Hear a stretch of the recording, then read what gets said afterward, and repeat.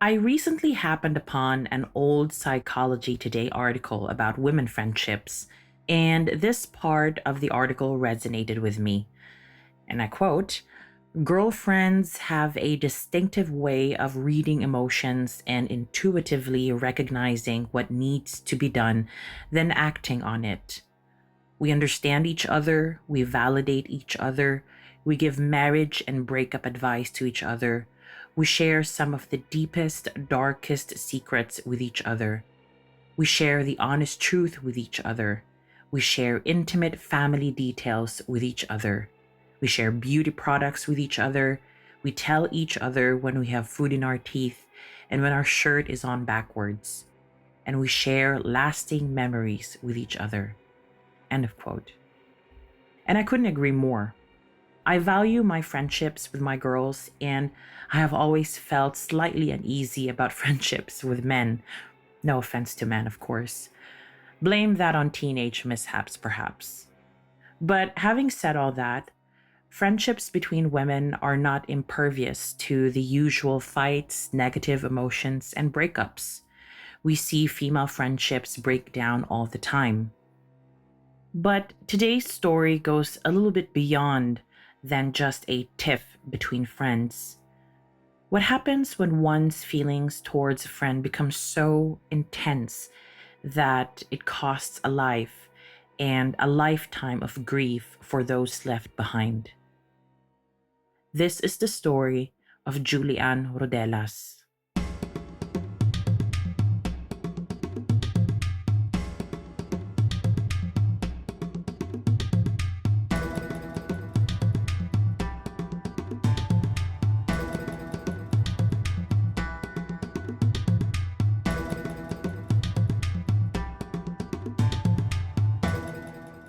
Mabuhay. Welcome to Lagim, a Filipino True Crime Podcast. My name is Christine and I am your host. I am glad you could drop by to listen to today's episode. Make sure to stay and listen until the end of the episode to hear about a different type of recommendation for this week. As you know, I usually feature a podcast for my podcast recommendation of the week, but this time I am recommending a budding singer who I have seen personally grow up whilst I was still living in Germany. She is a talented Filipina, and I would love for you to stick around and listen to a snippet of her music later. As always, this episode contains details that can be upsetting to some people, so make sure that you take care of yourself whilst listening. As young girls, a lot of us dream about becoming models or actresses on top of wanting to become doctors and pilots because when you're a child, dreaming of becoming at least three types of professionals all at the same time was totally plausible. After all, we are taught that we can become whoever we wanted to be. But for little girls, the glamour of showbiz is especially alluring with all the colors and glitz offered by fashion and makeup worlds. The promise of showbiz also entails fame and being in the center of action and attention. Don't get me wrong, I support anyone who lets their main character vibes flow free, but not all of us are cut out for the glamorous and yet cutthroat world of fashion and showbiz. I remember my mom entering me into a local kiddie pageant when I was about 5 years old, and I won third place. She was then offered by people from the GMA network the opportunity to fly me out from Davao to Manila to join a milk ad campaign, something that could have led to maybe a stint or two in Filipino showbiz. But my mom declined because she knew even then that that world can be very harrowing, traumatizing, exploitative, and awfully demanding of children. So we stayed up in Davao, and I grew up still loving fashion and makeup, but also thankful that my mother took that step to intervene with what could have been a very different life. I could never survive a career in showbiz. It's all very intrusive and stressful, I reckon. But some people do thrive in it, and one of them was Julian Rodelas, known to her friends as Jaja.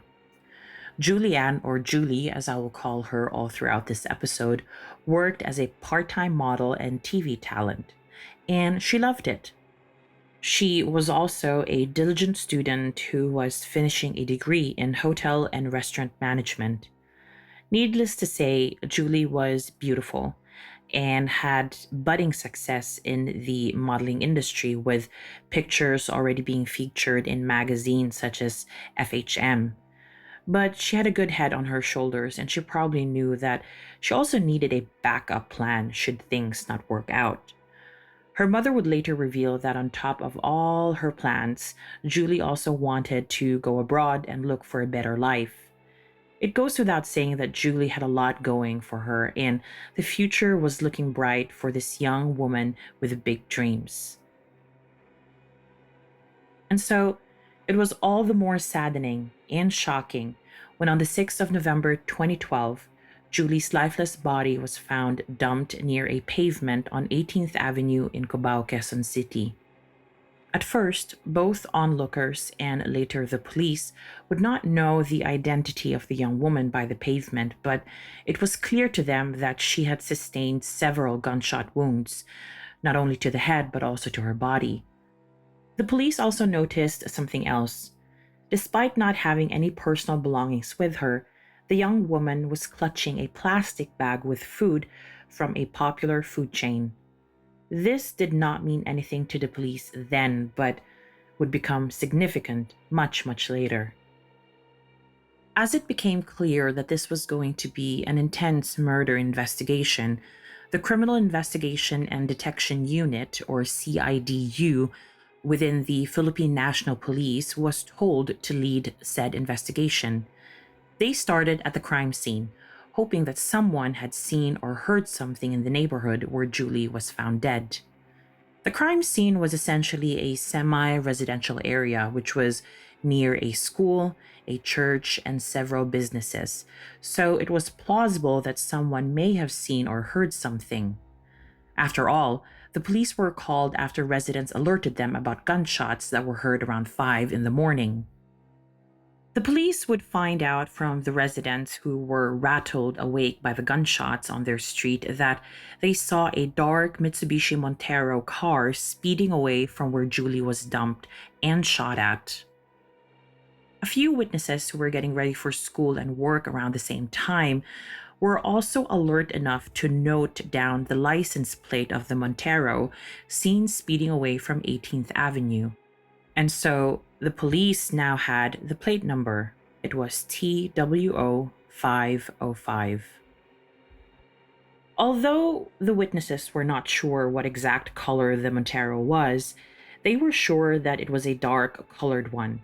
And this was a solid lead for the police, who, despite this little success, were still none the wiser about who the lifeless woman was on 18th Avenue.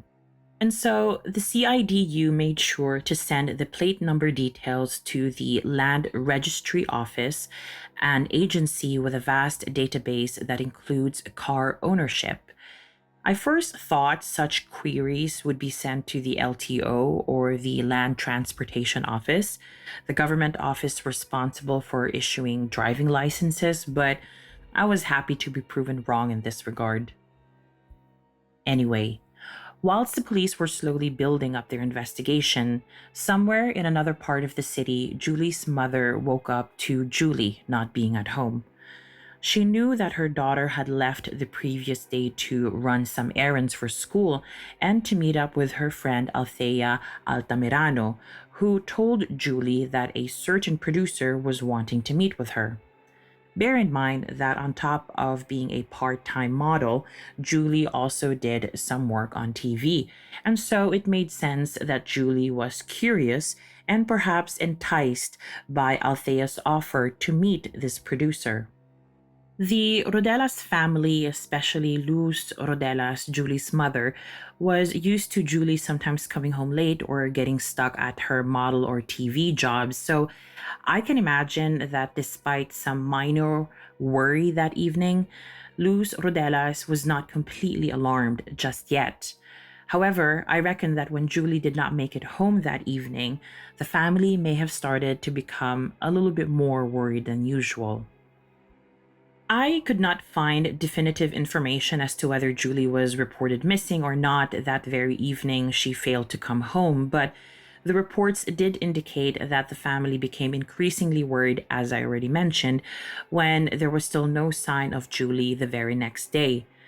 But whilst they were puzzled over Julie's absence from the family home and most probably trying their best to reach her by phone, Althea's brother, Charlie Altamirano, arrived at the Rodelas' home. According to him, his sister Althea asked him to return Julie's things because she had been kidnapped. Suffice it to say, all hell broke loose at this point. Julie's mother described feeling completely paralyzed by the news, not really knowing what to do afterwards. Nevertheless, the family headed out and tried to find Julie. It is unclear whether they have reported the kidnapping to the police at this point. We do know that the next day, the 7th of November, wanting to at least try something, anything to find Julie, the family headed out again and continued their search. They were in a taxi and were hoping to catch some sight of Julie in the city whilst driving around. As fate would have it, the taxi driver could not help but overhear the worried conversation of the family and told them that the body of a young woman was found in Cubao the day before. You could say that the family felt that they were about to get the worst news of their lives because Julie's mom would later recount how the family had already started crying inside the taxi, crying at the mere possibility that the dead woman was Julie. And so the family asked the taxi driver to drive them to the crime scene, but of course, at this point, the body was not there anymore. The police on site told them that they needed to head to the morgue where the body was transported for an autopsy. Julie's mother would later tell reporters that she could not bear to be the one entering the morgue in order to make a formal identification. So she asked her son Alvin to do it, still hoping that the woman found in Cubao was not her daughter. Alas, Luz Rodelas was later told that the young woman found in Cubao was her youngest child, Julie. In an interview, she would later say in Filipino, and I quote, "Para na rin akong namatay. Una, anak ko yun. Pangalawa, bunso ko pang anak. Yun pa ang lagi kong kasama araw-araw. Talagang masakit. Kung sana man lang salbahing bata. Alam ko naman na mabait ang mga anak ko." In English, "It is like I had died too. Firstly, she was my child. Secondly, she was the youngest. She was the one who always stayed with me every day. It really hurts. She was not a bad child. But no, all my children are good." End of quote. Reports would later indicate that the Rodelas family wasted no time in cooperating with the CIDU, which is important in any case, especially when the police tries to reconstruct the last 24 hours of the victim. And that was exactly what the police did, and soon enough, Althea Altamirano's name came up. Whilst the police were looking for Althea, the post-mortem examination continued, and like expected, the medical examiner confirmed that Julie was shot multiple times. Some reports said that she was shot 5 times and others said 4. Sadly, the medical examiner apparently also confirmed that there were signs of Julie having been raped, which I am sure caused the Rodelas family even more grief and hurt.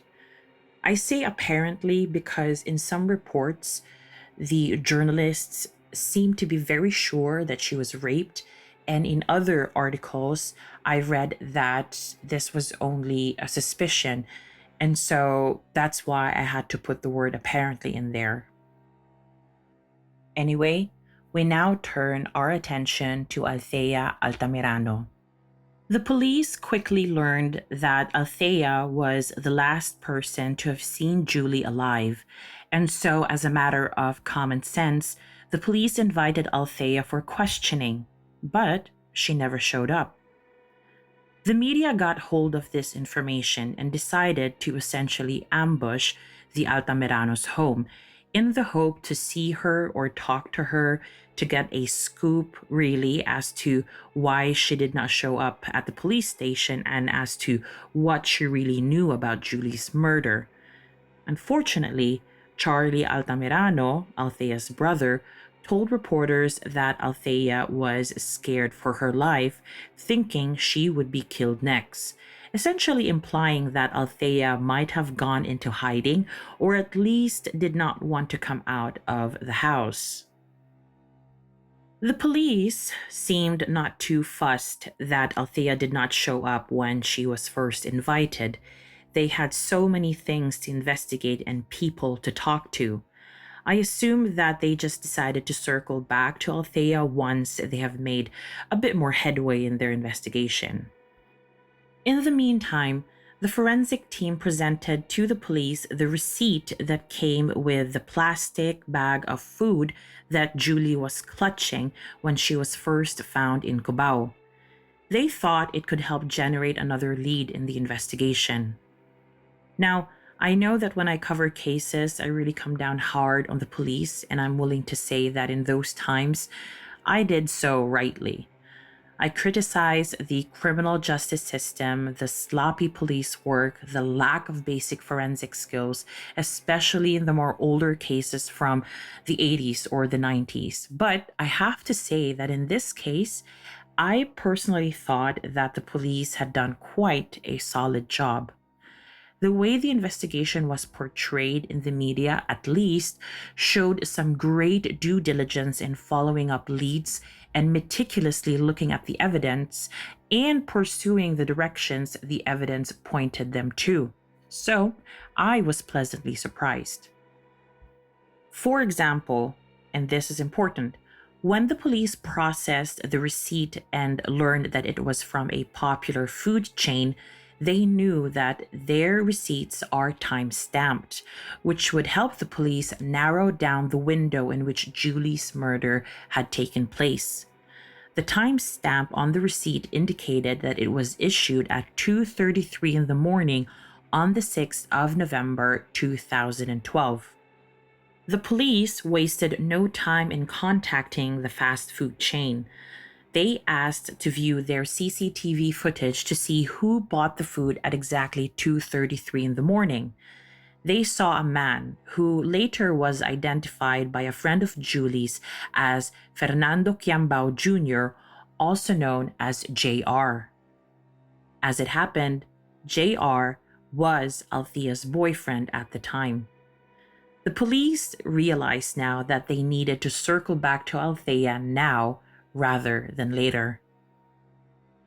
Now, since Althea proved to be, well, an unwilling witness, the police decided that the best way to go about things was to keep the Altamiranos' home under surveillance, keeping tabs of who was leaving and arriving at all times. The police also talked to the people in the neighborhood when they were doing their surveillance work, and it was in one of those conversations that a witness revealed to the police officers that they had seen a black Mitsubishi Montero come and go from the Altamirano home in the past. I can imagine at this point that the police could strongly feel that they were close to getting a breakthrough in the case, especially when the same witness revealed the plate number of this frequent visitor with a Mitsubishi Montero, TWO 505. So, the police continued their surveillance, and it was on the third day that they saw a vehicle arrive at the Altamirano home and leave again. They decided to follow this vehicle and noticed quickly that they were headed to Apalit, Pampanga, where the Quiambaos had their ancestral home. Having arrived in Apalit, the police saw someone alight from the vehicle and enter a house within a compound. And inside the compound, the police unit sighted a black Mitsubishi Montero car with a plate number TWO 505. In some other reports, the version of how the police came upon the Montero in Pampanga was slightly different. In those reports, the police apparently saw the Montero itself arrive at the Altamirano home and head to Pampanga afterwards, which then prompted the police to check out who actually owned the vehicle. Whichever version was true, in both versions, the police ended up doing a quick check of the car's owner. Their search revealed that the Mitsubishi Montero was owned by JR's mother, Rosalina Quiambao. I would assume at this point that the police sought a search warrant or a warrant to take the car for forensic testing because reports would later reveal that when the police entered the house, the compound by which the Montero was parked, they saw none other than Althea and her boyfriend JR in the house. Yet again confirming to them that not only were they a couple, but they had something to do with Julie's death. So now, the couple had little choice but to submit the police for questioning after they had been arrested. This is Althea's version of events. According to Althea, Julie and her watched a movie at the SM Mall of Asia. Afterwards, they wanted to hail a taxi and headed for a bit of a walk along the Diosdado Macapagal Boulevard in the direction of the World Trade Center, Manila. Suddenly, a car drove up to the women, stopped, and two men alighted from the car. They grabbed Julie and forced her into the back of this car. They then drove off with Julie and left Althea shocked at the side of the road. The police would later learn that Althea, at first, actually had no intention of reporting the incident to the police, but a responding Pasay City police officer saw her crying at the side of the road when he was driving along the boulevard where Julie was abducted. Althea was then spoken to, and a police blotter entry was made at around 12:40 a.m. on the 6th of November. However, this happened at the Pasay City police station, so the police officers who would later investigate Julie's murder in Quezon City would not necessarily have this information right away. They were only later informed about this when they were progressing their investigation and when they were talking to Althea. According to the Pasay Police's report to the CIDU, Althea maintained her position that Julie was abducted. Althea also apparently stated that she was in such a panic that she could not even remember the color of the abductor's clothes or the make or color of the car. When this information was communicated to the family, Julie's mother already had a nagging feeling that Althea was not being truly upfront about what happened to Julie. I guess you could call it mother's instinct. What tipped off Julie's mother, especially, was Althea's statement about how one of Julie's abductors looked like Julie's boyfriend.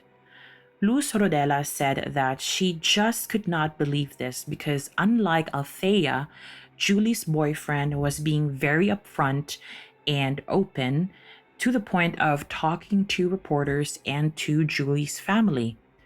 For Luz Rodelas, this did not look like someone who had something to hide. Of course, this is debatable because we know from countless true crime stories that some crime perpetrators actually very much like inserting themselves into the investigation, or at least make themselves very visible in the happenings around the investigation.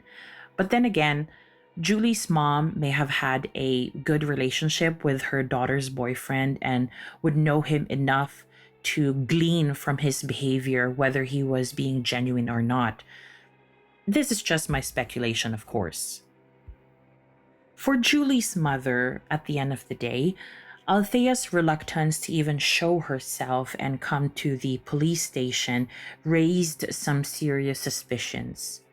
I did find a reference to a TV interview that Althea had apparently given days after Julie's murder, but I was not able to find a video of this interview. I only found another report that confirmed that Althea spoke to GMA News on the 9th of November.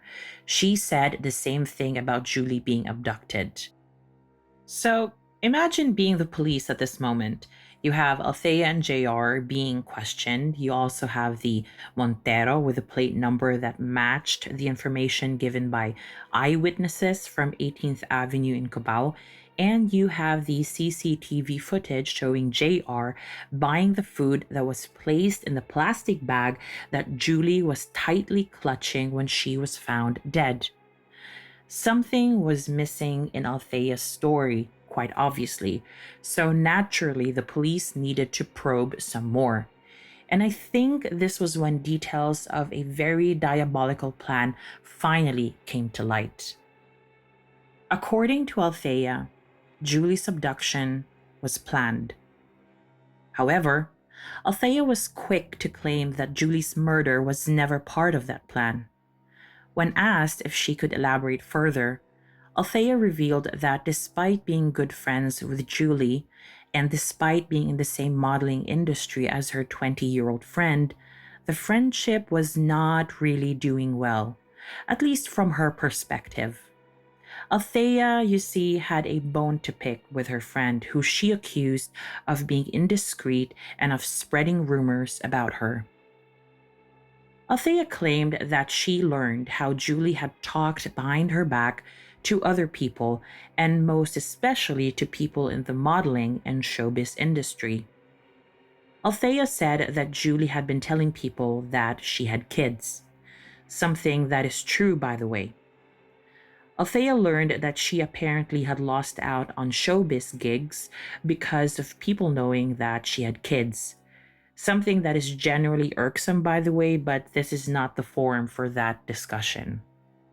So, as a result of what Althea perceived as a great insult to her person, she decided that Julie needed to be taught a lesson.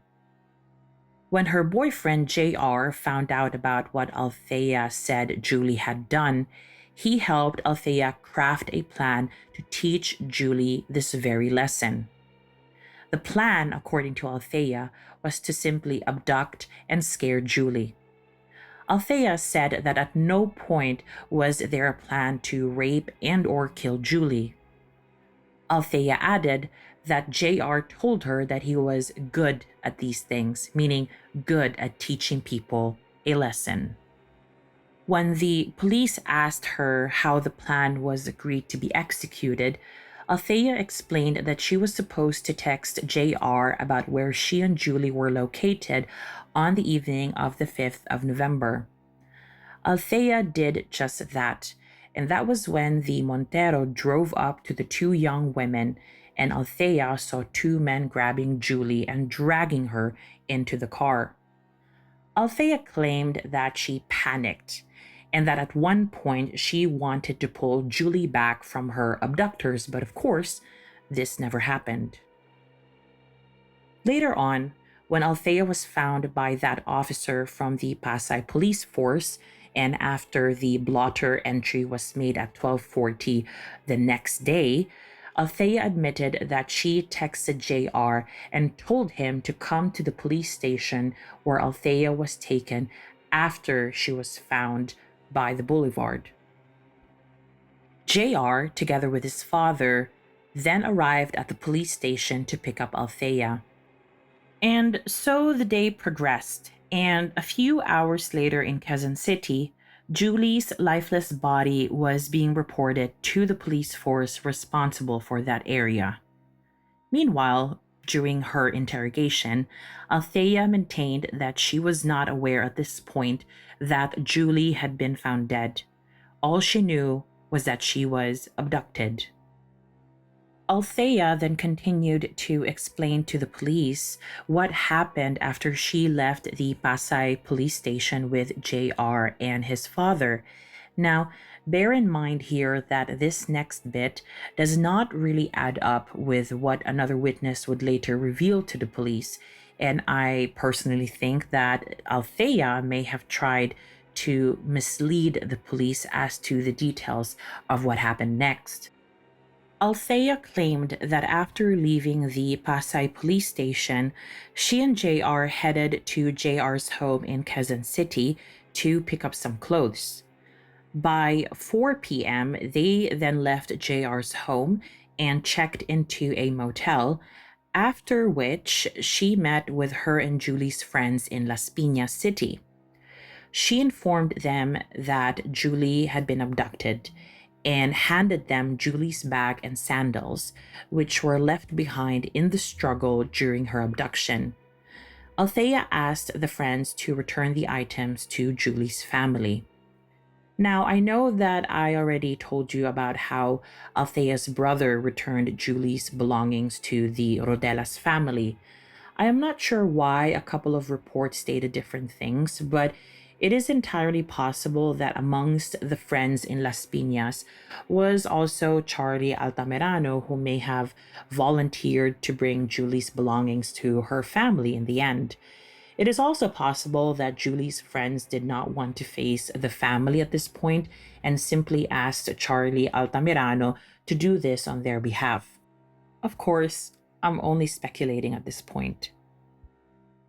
Althea then explained that she only learned of Julie's death after her sister texted her about the news on Wednesday, the 7th of November 2012. The police, after having questioned Althea, now wanted to know JR's version of events and his involvement in Julie's death.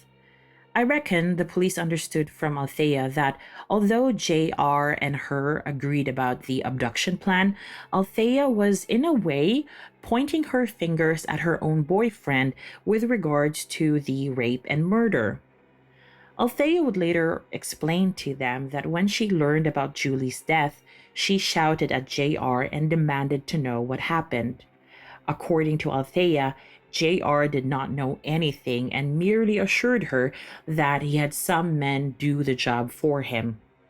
Now, bear in mind that when this exchange apparently happened, both Althea and JR were already in Pampanga and unaware that they were being followed by the police. Althea would also later add that when things started looking bad for her and JR back in Quezon City, she wanted to leave Pampanga, but JR forbade her to do so. JR also told her to not take any calls or messages on her phone. JR's father also advised the couple to resurface in Quezon City the week after just to let things cool off.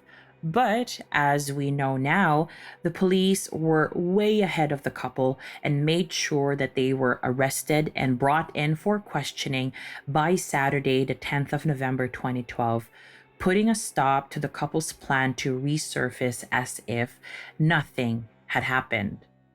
Which brings me back to JR, and I know that I've already started my sentence about JR, but then ventured back into what Althea had said to the police. But really, JR in the end tried to distance himself from what happened to Julie. He denied any involvement and instead pointed fingers at another person by the name of J-Mar Waraje. He also told the police about a safe house where Waraje apparently took Julie after she was abducted. In a way, this was not a very smart statement to make by JR because he was essentially confirming that he was on some level involved in the abduction and that he was privy to where this Waraje took Julie. How else would he know about the safe house? Now, acting upon this information, the police prepared for an operation on the safe house mentioned by JR. Specifically, the police mounted their operation in Barangay Culiat, Quezon City, and apprehended two more suspects, with the third one dying in the encounter with the police. The two suspects who were alive and arrested were Jaymar Waraje and Jelan Pasawilan. The one who died during the encounter was Fahad Usman. Upon his arrest, Waraje agreed to fully cooperate with the police.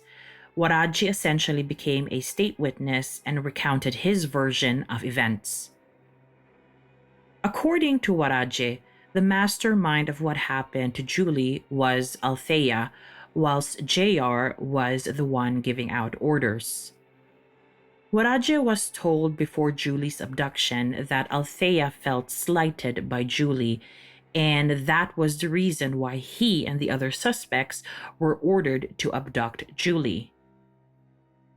Waraje also claimed that although he participated in Julie's abduction from Pasay City, he was not responsible for her rape and her murder. Waraje implicated two more people named Efren Talib and someone who went by the alias Aldos. Both were said to have raped Julie but were still at large at that point.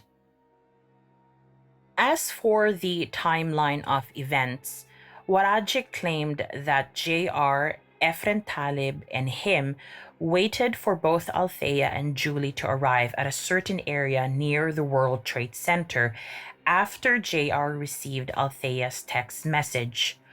All three men had facial coverings to hide their identities. A few minutes later, when both women were nearing the men's position, they drove up to the women and grabbed Julie. The next part of the plan was to take Julie to the safe house in Culiat, Quezon City.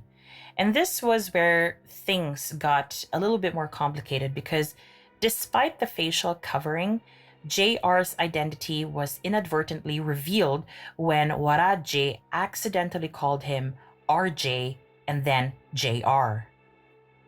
This was not supposed to happen. The men agreed before the abduction that they were not going to use their names to avoid getting identified, knowing full well that Julie knew JR. They were supposed to call each other Brad, short for brother. So now Julie realized who had abducted her and was probably very confused, not knowing why her friend's boyfriend would be involved in abducting her, and also for what reason. The Montero carrying the three men and Julie was now nearing the safe house. Having arrived at the safe house in Culiat, Quezon City, Julie pleaded with JR to let her go, but he ignored her. Instead, he later left Julie with Talib and two other lookouts after getting either a call or text from Althea. Some reports stated that it was a call and others stated that it was a text. Nevertheless, this fit in with Althea's statement when she said that at some point at 2 o'clock in the morning, JR came with his father to Pasay Police Station after she reported Julie's abduction. Now back to Waraje. Waraje revealed that after JR had left the safe house, he also left and went home. He then slept. He was therefore not there when Talib apparently took Julie to a room within that safe house and raped her. However, Waraje was told of this fact afterwards. What Waraje would also not learn until much later was that after Talib emerged from the room where he raped Julie, another person arrived at the safe house. This was the man called Aldos, who was apparently a friend of Talib's.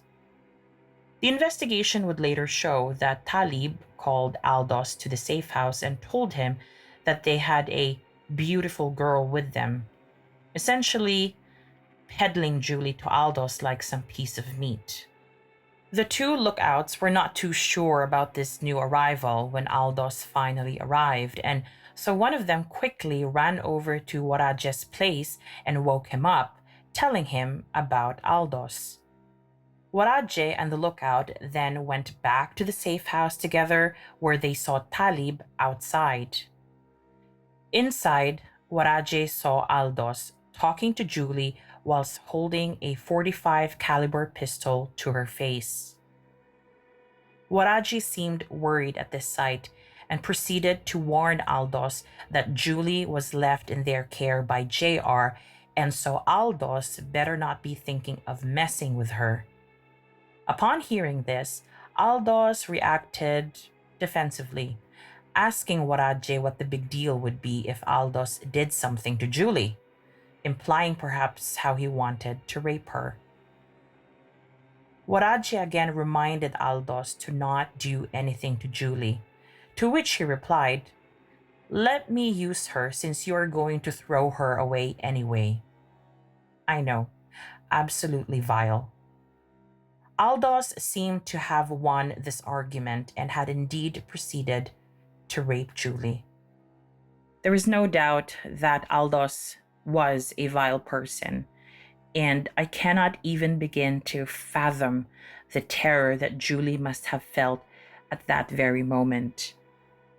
I know I have talked about gender-based violence and crimes here a lot, and OG listeners of Lagim will know my stance on things like femicide.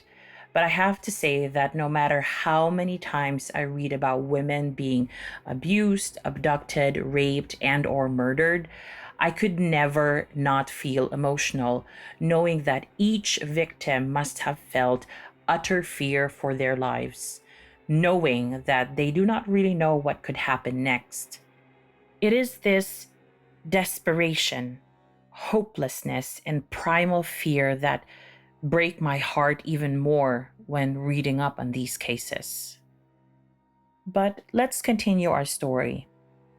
Back at the safe house, Talib and Waraji stayed put and waited for JR, who did arrive at some point, carrying with him some food that he bought from a fast food chain. This was contained in a plastic bag, the same plastic bag that was later found with Julie. JR told the men to give the food to Julie.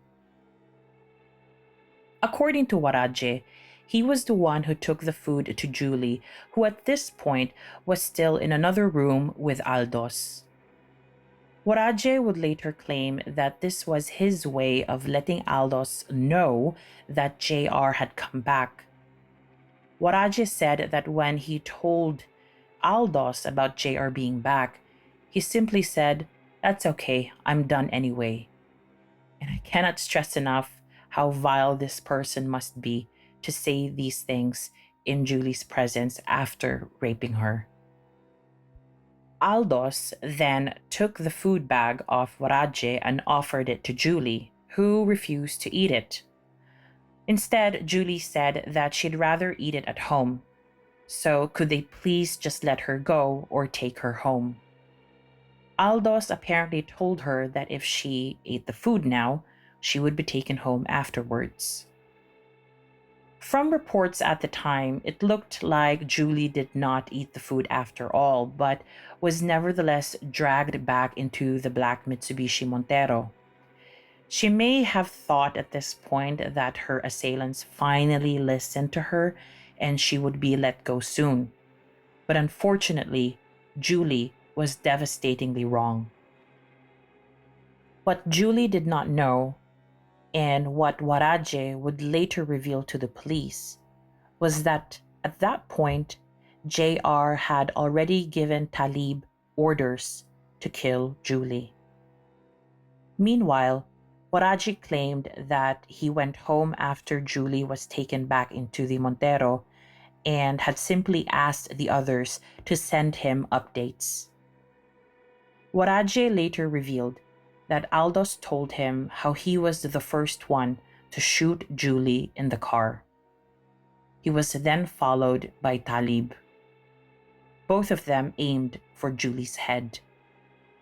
Waraje and the police's investigation would further reveal that Talib, JR, and Aldos then stopped on 18th Avenue in Cubao, where they dumped Julie's body by the pavement. Waraji recalled how he was told later by the men that Julie was shot at least 3 more times after her body was dumped by the street. Waraji apparently told the other men that this was, quote unquote, too much. As we now know, Julie did not have any of her personal belongings with her, but she was still clutching the food bag the men had given her. And as you now know, this was the food bag that jump-started the whole investigation into Julie's murder. This case opened a lot of questions for me. It is not clear, for example, whether the men set out to kill Julie after keeping her in the safe house and apparently raping her twice. Some police officers theorized that the killing must have been a, last-ditch effort to avoid being identified by Julie, who, as we know, already saw JR and obviously had a clear look at the other men involved as well.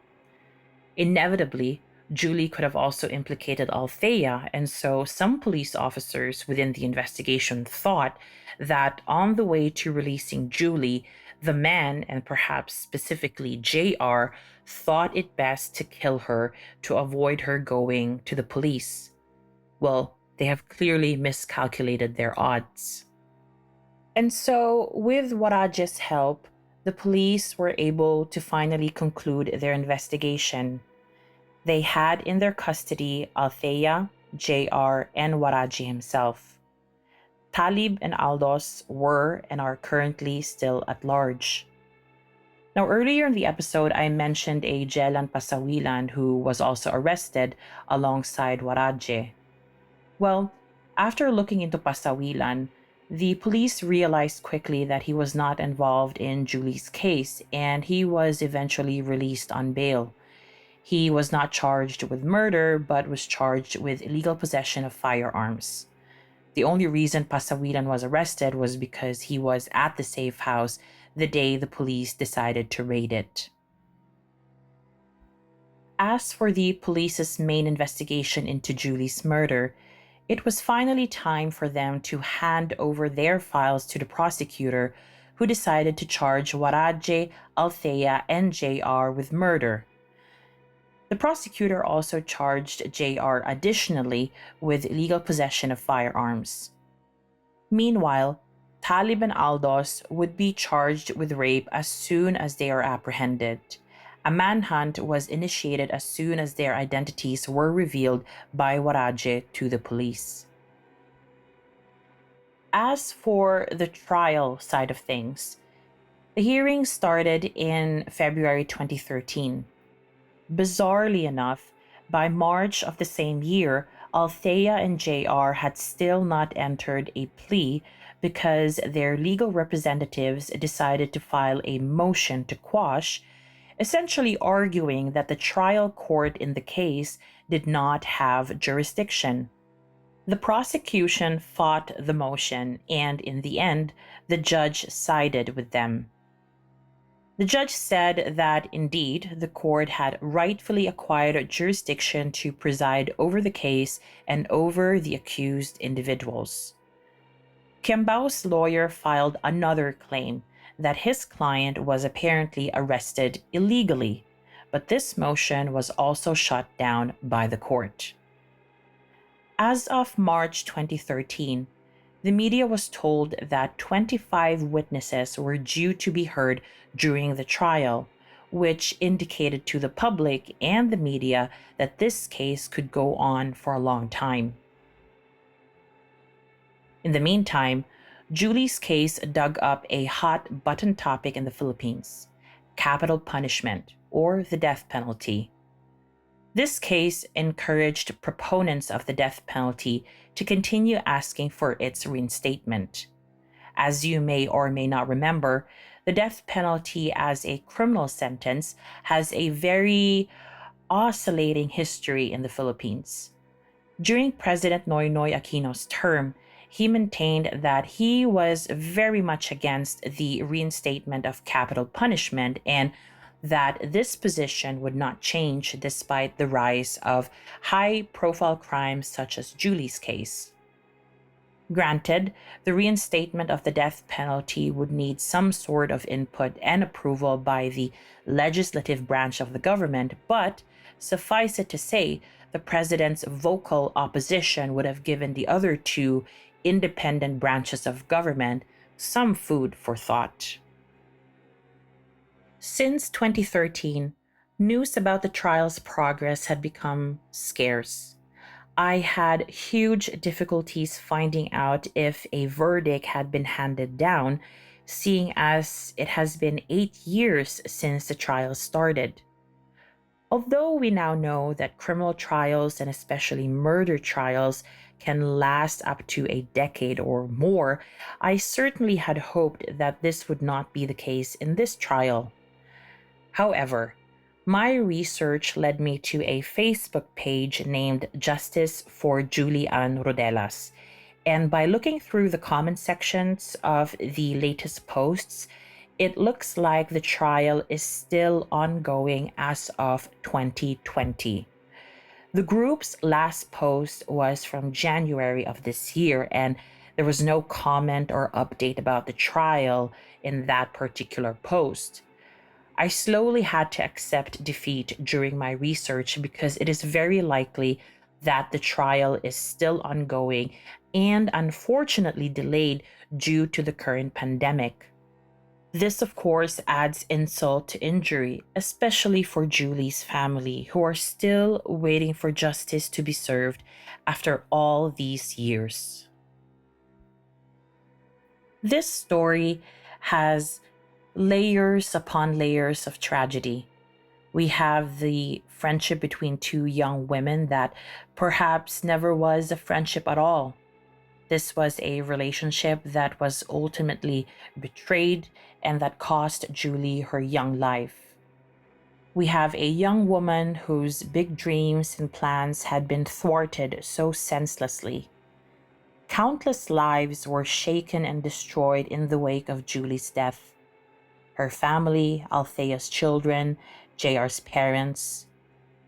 When we hear about a murder, we often do not see the bit of the story that portrays the ripple effects of such a crime on all parties involved.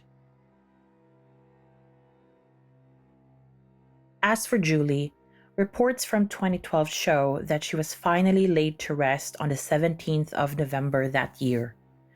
She was remembered as a dear friend, a loving sister, and daughter. But the family was and is still probably hurting. In 2012, when the Rodelas family was told of what happened to Julie, Luz Rodelas was the first one to express disbelief that Althea only ever intended for Julie to be abducted. Luz explained in interviews with the press that she had always had misgivings about Althea. She never got a good feeling about her and would sometimes tell her daughter to keep a distance. But Julie fought her mother about this and continued her friendship with Althea.